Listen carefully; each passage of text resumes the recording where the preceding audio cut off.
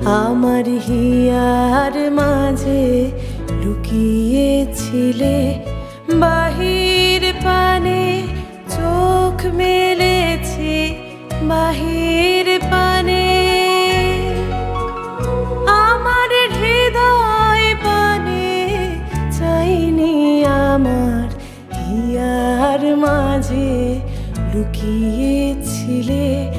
দেখতে আমি পাইনি তোমায়, দেখতে আমি পাইনি, আমার হিয়ার মাঝে লুকিয়েছিলে। নমস্কার বন্ধুরা, তোমরা কেমন আছো? আশা করি সবাই ভালো আছো। শ্যামসুন্দরী কালী মন্দিরের পর আবার তোমাদেরকে আরেকটা নতুন জায়গা নিয়ে ঘোরাতে চলে এসেছি। আশা করি জায়গাটা ভালো লাগবে। তো জায়গাটা হচ্ছে কোন্নগরের অবনীন্দ্রনাথ ঠাকুরের বাগান বাড়ি। চলো ভেতরে কি আছে পুরো ডিটেলসটা তোমাদেরকে দিই, আশা করি ভালো লাগবে। এখন চলে এলাম অবনীন্দ্রনাথ ঠাকুরের বাগান বাড়ির একেবারে সামনে। তো গেটে লেখা দেখতে পাচ্ছ তোমরা, অবনীন্দ্রনাথ ঠাকুরের বাগান বাড়ি পরিচালনায় কোন্নগর পৌরসভা। আর এই যে তোমরা গেটটা দেখলে, এর ঠিক সামনেই তোমরা লক্ষ্য করলে দেখতে পাবে অবনীন্দ্রনাথ ঠাকুরের একটা মূর্তি। তো নিচে লেখা আছে Abanindranath Tagore, father of the master arts. তো এখান থেকে বোঝা যায় যে অবনীন্দ্রনাথ ঠাকুর কে ছিল। চলো এবার এখানে বাগান বাড়ির দিকে রাস্তা, এটা সোজা বাগান বাড়ি চলে যাচ্ছে। চলো আমরাও যাই আর তোমরাও দেখতে থাকো। তো সামনে অবনীন্দ্রনাথ ঠাকুরের বাগান বাড়ির একেবারে সামনে চলে এসেছি। আর এখানে তোমরা দেখতে পাবে অবনীন্দ্রনাথ ঠাকুরকে। আর এই হলো টিকিট কাউন্টার। তো এখানে খোলার টাইমটা তোমরা দেখে নাও, 10টা থেকে বিকেল 5টা পর্যন্ত, সকাল 10টা থেকে বিকেল 5টা পর্যন্ত খোলা থাকে। আর এই হলো টিকিট কাউন্টার, তোমরা টিকিট কেটে নিতে পারো, 10 টাকার মূল্য নেয়। তো এখন টিকিট কেটে নিলাম, টিকিটের প্রবেশ মূল্য হলো 10 টাকা, তোমরা দেখতে পাচ্ছ। আর এই হলো সামনে বাগান বাড়ি। চলো ভেতরে যাওয়া যাক। তো সামনে ওই গেট থেকে প্রবেশ করলাম। প্রবেশ করার মুহূর্তে এই জায়গাটা খুবই সুন্দর লাগছে, বাগান করা আছে, গাছ লাগানো আছে, গাছগুলো তো আরও ভালো লাগছে। আর সামনে দেখতে পাবে বিশ্ববাংলার একটা বল হাতে ধরে আছে, দুটো হাতে ধরে আছে বিশ্ববাংলার বলটাকে। আর সামনে দেখতে পাবে রঞ্জন আছে। তো এখানে তোমরা একটা জিনিস দেখতে পাবে লেখা, তো তোমরা এখানে দেখতে পাবে heritage property late Abanindranath Tagore.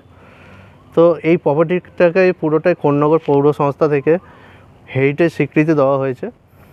চলো পুরোটা তোমাদেরকে ঘুরিয়ে দেখাই। তো এই বাগানে দেখলাম একটা পালকি রাখা আছে, সামনে দেখতে পাচ্ছি একজনের ফেসও দেখা যাচ্ছে। তো ইনিকে চলো দেখা যাক। ইনি হচ্ছে নারী সিনা দাস বাসু, তো ফাউন্ডার অ্যান্ড চেয়ারম্যান এখানে। আর এখানে দেখতে পাচ্ছি একটা পার্ক মতন করা আছে, বেশ ভালো জায়গাটা, নিরিবিলি শান্ত পরিবেশ।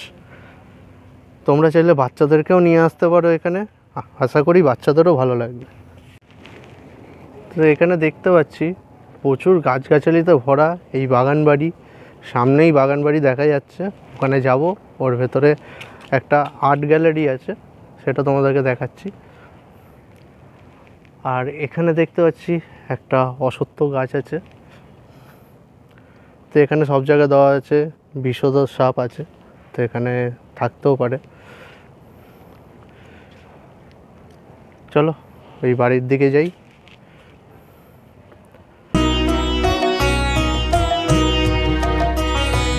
গহনা কুসুম কুঞ্জ মাঝে মৃদুলা মধুর বংশী বাজে, বিশরে ত্রাস লোক লাজে সজনে आवो आवलो। গহনা কুসুম কুঞ্জ মাঝে পিনহ চা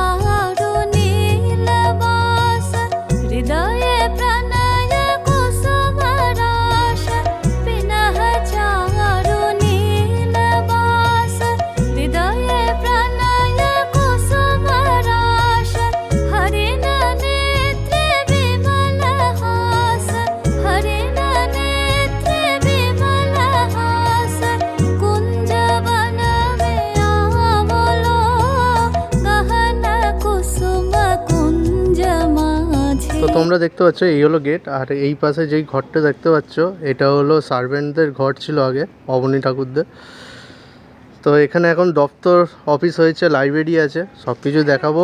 তার আগে এই দপ্তর থেকে চলো কিছু জেনে নেওয়া যাক এই বাড়ি সম্বন্ধে। সামনে এই দপ্তর দেখতে পাচ্ছ লেখা আছে, চলো এখান দিয়ে আমরা এই সব কিছু বাগানবাড়ির বিষয়ে জেনে নেওয়া যাক। আমার নাম অপরাজিতা দে নন্দী, আমি কন্যাগড় অবনীন্দ্রনাথ ঠাকুর বাগানবাড়ির একজন স্টাফ।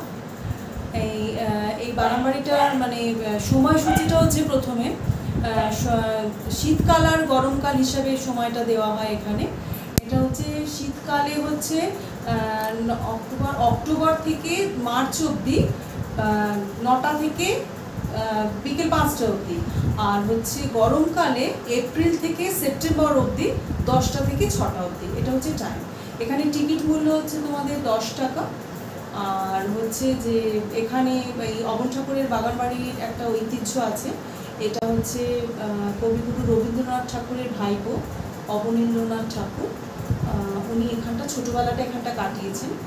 এইটা হচ্ছে ওনার ছোটোবেলায় এইখানে উনি প্রথম যে ওনার আঁকার যে হাতে খড়িটা, এটা এখানে প্রথম উনি করেন আর কি।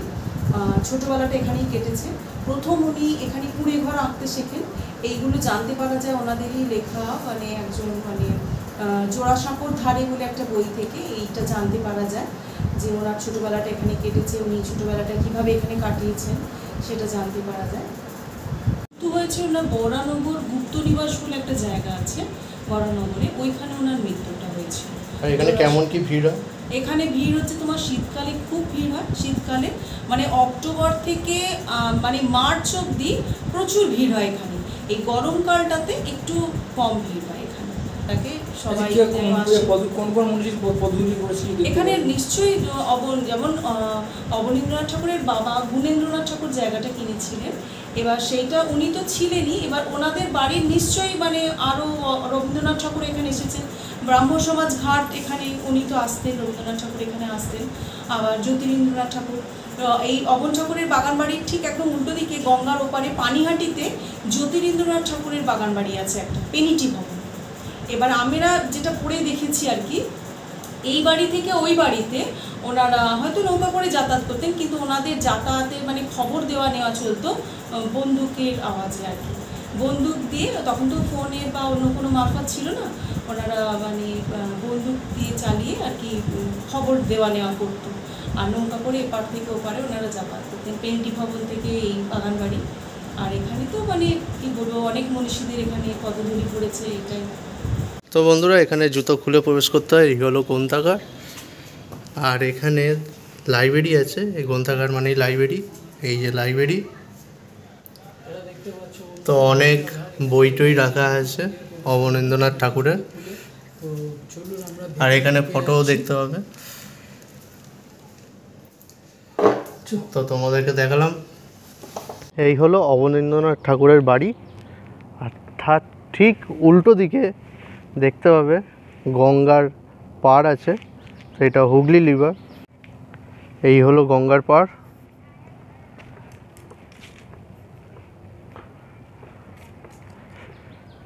দেখতে পাচ্ছ তোমরা, জায়গাটা খুবই সুন্দর।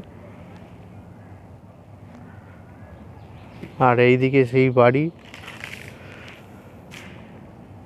আর এদিকে তো পুরো বাগান। বাগান বাড়ি মানে কি, বাগানে পুরো চারিদিকে ভরা আর মাঝখানে বাড়ি। তো এটাই এখন আর্ট গ্যালারি হয়েছে একটুখানি। তোমরা দেখতে পাচ্ছ এই হলো গঙ্গা। খুবই সুন্দর লাগছে গঙ্গাকে এখান দিয়ে দেখতে।